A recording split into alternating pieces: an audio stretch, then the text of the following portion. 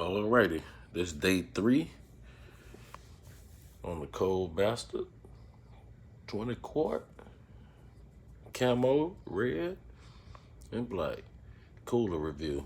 Alright, this day 3. Put ice in here on Thursday with 3 bottled waters. Let's see how it looks.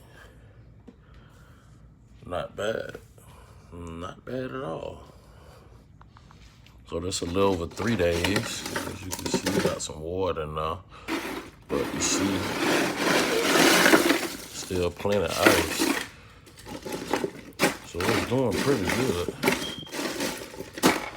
Pretty good, pretty good. 3 days ain't bad. I mean, they got some ice, as you can see. Plenty of ice. So,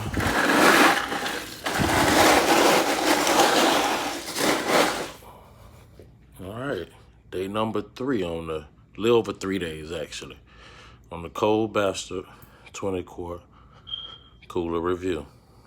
All righty, we'll come back tomorrow and see where we at. Yep.